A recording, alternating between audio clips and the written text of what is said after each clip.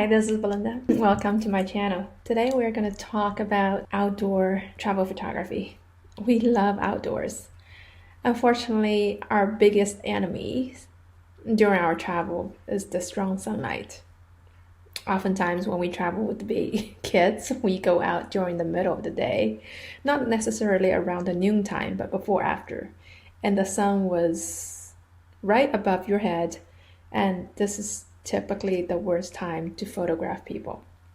What you get is an image with the face in the shadow, even worse, half of the face in the shadow. Your subject typically will squint. Even they smile, it's not going to look very flattering. So I have 5 simple tips to address this problem. If you can find one of the 5 as a solution, you probably can generate better photos. By all means, if there's shade, go find it. This is your best solution if you have to travel on a sunny day outside. Usually, the outdoor shade gives you this flat, soft light, and you don't have this ugly shadow or contrast on the subject's face. My second tip is to do close-up. As close as possible, then you will have a much more chance to have an even exposure on the subject's face. This doesn't always work. I'll give you an example later. But if you can try it, your subject is collaborating with you, gives you the opportunity for you to do the close-up, by all means try it. My third approach is the complete opposite of close-up. Put the subject as small as possible. Of course, it cannot disappear, the subject. Kind of like proportionally small in the frame. So the shadows on the face or on the ground is relatively small as well. So the contrast in the shadows is going to be less distracting in this case. And typically, the subject's face is less important in this scenario, but the context, the environment of the photo becomes more of the story.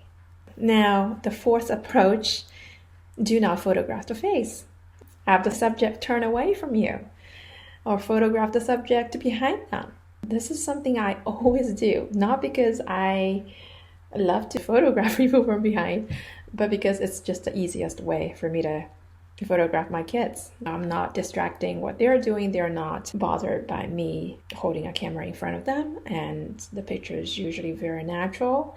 And during the outdoor midday, strong sunlight situation, you don't have the strong, ugly shadows or contrast on their face.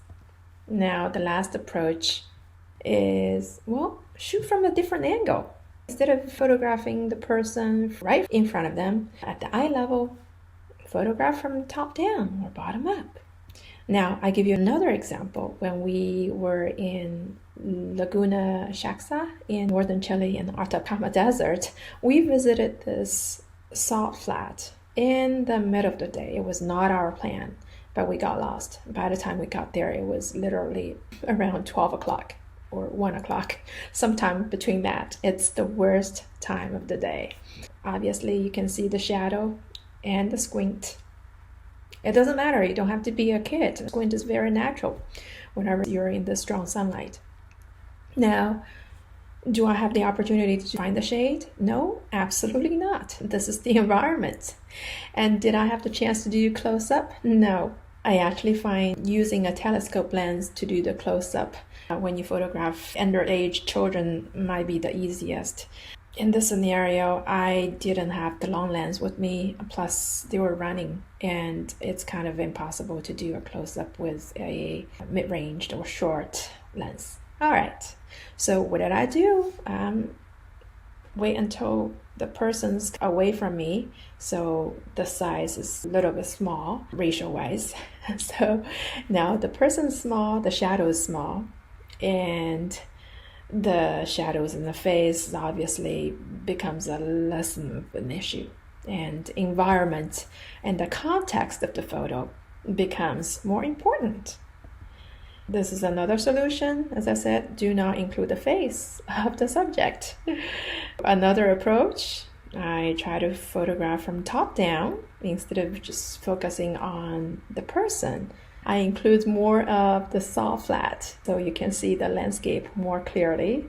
So the person and the environment kind of all mixed in to the storytelling. All right. I hope this tutorial is helpful to you today, and sometimes, to be honest, certain creative photographers wanted to increase the contrast or the shadows of an image. There's nothing wrong about that.